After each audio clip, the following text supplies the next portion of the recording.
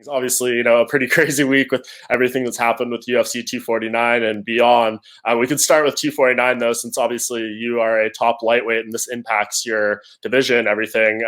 When you saw Khabib is out, Gaethje comes in fighting Tony Ferguson, interim belt, what did you just make of everything that kind of unfolded with that whole main event scenario and where we stand now? You know, I just can't believe the fight's not happening again with Tony and Khabib. But I mean, as a fight fan, just taking myself out of the mix as a fight fan, I'm excited for this fight. You got two guys who are both on a suicide mission, so the fans are going to really enjoy it. Me personally, I think uh, Justin wins this fight, man. I just have a feeling he's going to pull it off.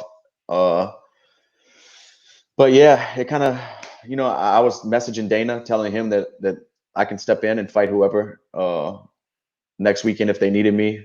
That I would love to. I'm still number 2 in the world, but they went the way they went, and we'll see what happens. Yeah, were you given any reason why they went with Gaethje over you? I mean, obviously you have the win over him, but right now he's on a 3-fight winning streak. You're coming off the loss to Khabib. Do you think that's kind of ultimately what it was, just kind of the fact that he's on the streak right now?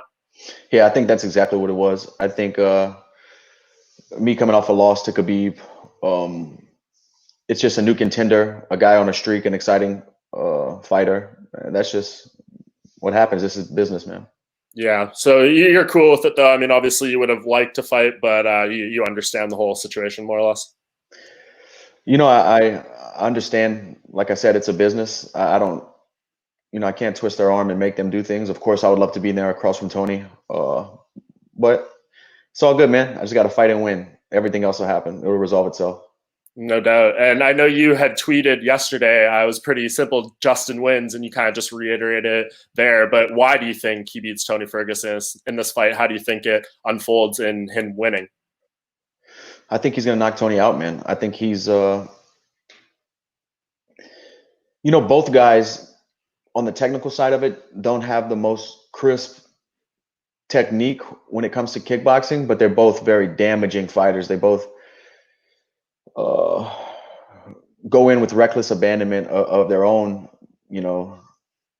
self to land the big shots. So I just think Gaethje's gonna land something on the inside and hurt Tony, man. I really do. We've seen Tony be hurt a few times. I just think Gaethje's gonna be the one to finish him. Yeah, do you feel bad for Tony at all if that's the situation? I mean, such a long time, 12-fight winning streak to get here, was supposed to fight Khabib. It's fallen apart so many times now. Like, if he ultimately loses at 36 years old, he may not get back to that fight again. Would any part of you feel bad for him in that scenario?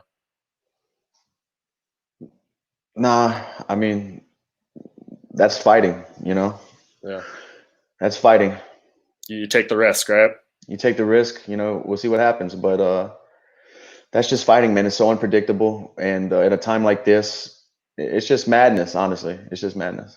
Yeah. If you had got the call, what would you have done to really prepare? I mean, obviously, you were thinking you were going to fight in May. We can get to that in a bit. And you were kind of already in camp, and I know you've been working out and stuff. But say they had given you that call and said, yes, you're in against Tony on like 15 days-ish notice. What do you do in those 15 days to prepare for someone like that who has really had a full training camp knowing for this date? For me, it would have been more about